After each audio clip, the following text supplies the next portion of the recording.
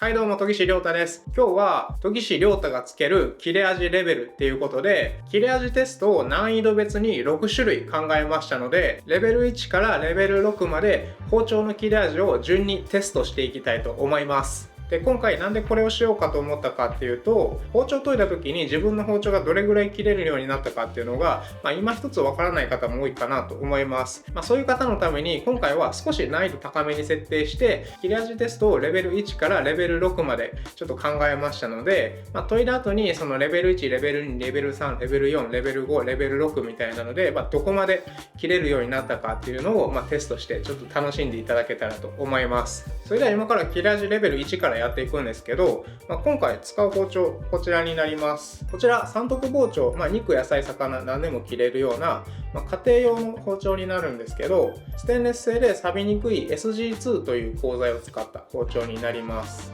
こちらは実光刃物のネバーステインっていう包丁のシリーズですね。でこちらの包丁は切れ味がいい状態っていうよりも、結構使い込んでて、ところどころ刃の消耗があるような包丁になっています。なのでちょっとカメラで見えるかわかんないんですけど、こんな感じで刃先を見ると、ところどころ刃が潰れて光ってるとこがあるかなと思います。でレベルテストに行く前にこちらのコピー用紙を切って今の包丁の切れ味を見ていただきます。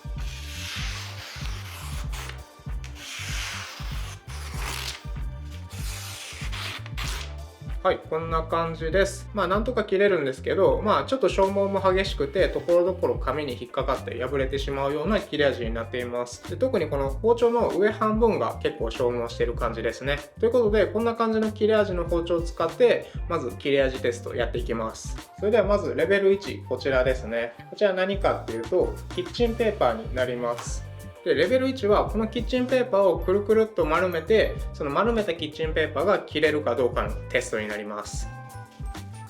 こんな感じでくるくるっと丸めて、これが切れるかどうかテストしていきます。でこの丸めたキッチンペーパーがレベル1です。はい、ということでレベル1のキッチンペーパー丸めたやつはクリアできました。割と刃の消耗してたんですけど、こちらのキッチンペーパーはなんとかクリアすることができましたね。それでは続いてレベル2に行きます。レベル2はこちらです。先ほどと同じキッチンペーパーなんですけど、使うのは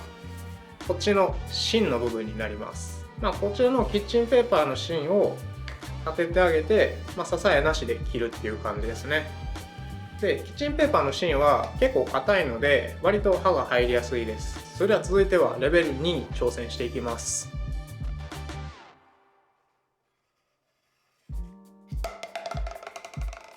はい、ということでレベル2のキッチンペーパーの芯が切ることができませんでした。残念ですね。なので今のこちらの包丁の状態だとレベル2がクリアできない状態だったので、こちらの包丁を研いでもう一度レベル2から挑戦していきたいと思います。はい、ということで研いでいきます。で今回の研ぎ方は、両刃包丁なので前回動画にした両刃包丁の初級編の研ぎ方でやっていきます。なので割と簡易版の研ぎ方ですね。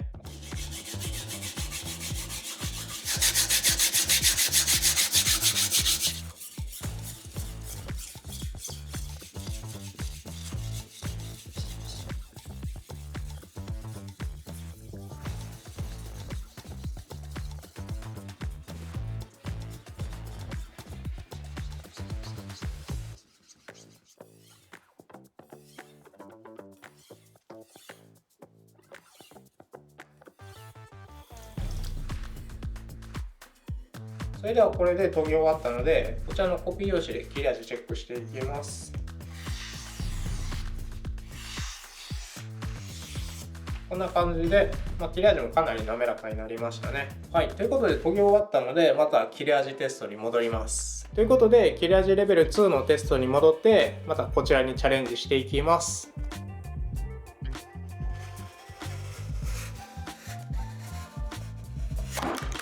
はい、ということでこんな感じで切れ味レベル2のキッチンペーパーの芯は切ることができました。やっぱ結構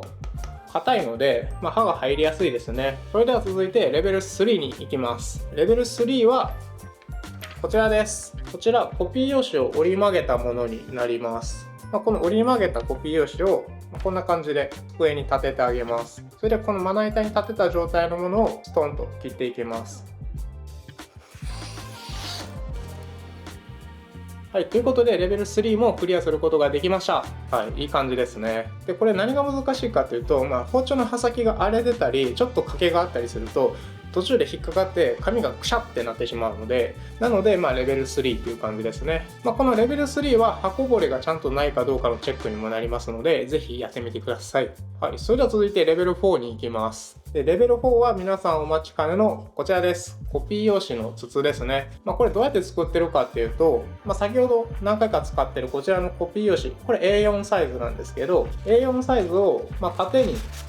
くるくるっと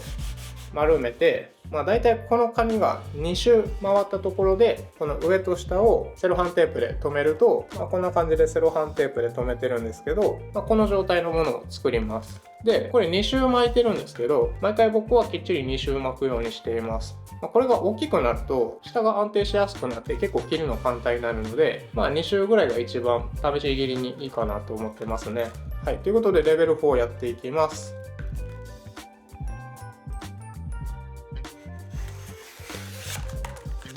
はい、ということでこちらのコピー用紙の筒レベル4もクリアすることができました。こちらのコピー用紙の筒はやっぱり先ほどのレベル2のキッチンペーパーの芯よりも刃が表面に入りにくいです。こちらのコピー用紙の筒になると刃の鋭さプラス刃の繊細さ、ギザギザの細かさですね。なのでちゃんと仕上げ砥石がしっかり当てれてるかどうかっていうのもかなりキーポイントになってきます。なので、こういうコピー用紙の筒が切れたら包丁の性能の7、8割ぐらいはちゃんと引き出せてるんじゃないかなと思います。それでは続いてレベル5。レベル5はこちらです。新聞紙ですね。新聞紙は先ほどのコピー用紙よりもさらにペラペラでふにゃふにゃなので安定して切るのが難しいです。で、こちらの新聞紙どうするかっていうと、くるくるっと丸めます。新聞紙の筒がレベル5ですね。で、これあんまりぐるぐる巻きにして何重にもすると、ちょっとふにゃふにゃ感が少なくなって切りやすくなっちゃうので、2周ぐらいがいいかなと思いますね。こんなちょっと触ってもわかるように、先ほどのコピー用紙よりもだいぶふにゃふにゃです。なのでかなり刃が入りにくい状態になっています。そして軽いので安定もしにくいです。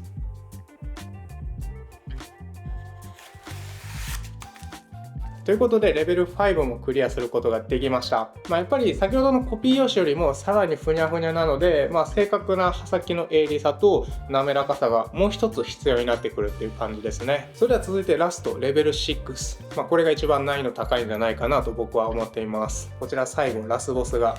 こちらになります。はい、また新聞紙ですね。今度こちらの新聞紙どうするかっていうと、なんとなくサシがついてる方もいるかなと思うんですけど、こちら半分に折ります。こんな感じで半分に折ってまな板の上に立てます。で、これをまたシュッと切っていく感じですね。で、これ結構難易度上がるので、ぜひ皆さんやってみてください。やっぱふにゃふにゃなので、ちょっと途中切れないところが少しでもあるとペシャってなります。こちらがラスボスのレベル6です。で、こんな感じですごく不安定で倒れやすいです。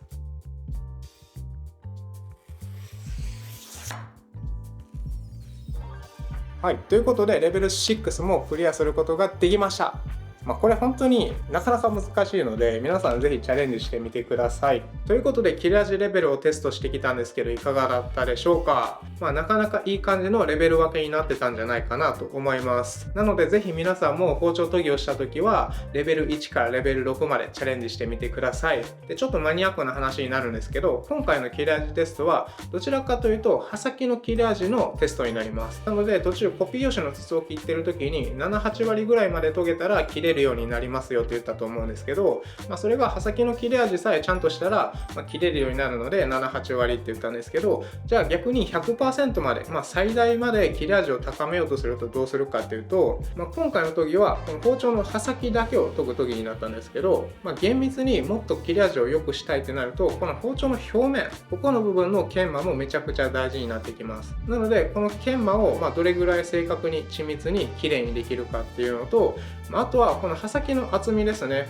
今回のテストでも多少影響してたんですけど、この刃先の厚みの調整でも切れ味はだいぶ変わってくるので、切れ味をマックスまでしようと思うと、その刃先の厚みと包丁の表面っていうのを正確に研ぐ必要があります。でそこら辺の研ぎ具合っていうのは今回のテストでは測れないので、またさらに切れ味を高めた時の、最大値ぐらいまでいった時の、切れ味レベルっていうのも今度やっていきたいなと思います。で今回はこんな感じで遊び要素の強い動画にしてみたんですけど、他にもこんな感じの企画してほしいとか、こんなことの解説してほしいっていうのがあればコメント欄の方で教えていただけるととても嬉しいです。それでは今回も最後までご視聴いただきありがとうございました。今回の動画が少しでもいいと思った方はグッドボタンとチャンネル登録よろしくお願いします。それではまた次回の動画でお会いしましょう。バイバイ。